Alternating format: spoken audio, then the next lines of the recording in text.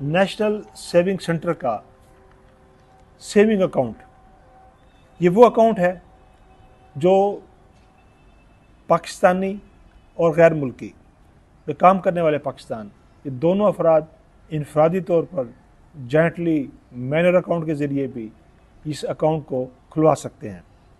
इसके लिए आपको शनाख्ती कार्ड की कापी, ओवरसीज़ पाकिस्तानी का शनाख्ती कार्ड, और अगर माइनर के साथ अगर आपने अकाउंट खुलवाना है तो उसके फार्म बे की कापी, और इस तरह आप बायोमेट्रिक के ज़रिए नेशनल सेविंग सेंटर में ये अकाउंट बआसानी खुलवा सकते हैं। इसके लिए ये अकाउंट 100 रुपये से आप ओपन करा सकते हैं, और इसमें इन्वेस्टमेंट यानी कि पैसा जमा कराने की वो जो है कोई हद इसमें मुकर्रर नहीं की गई।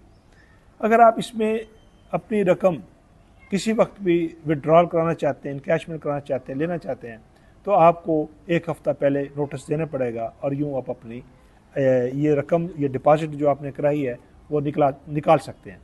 और इस पर मुनाफा जो है आपको हर 6 महीने बाद अदा किया जाता है।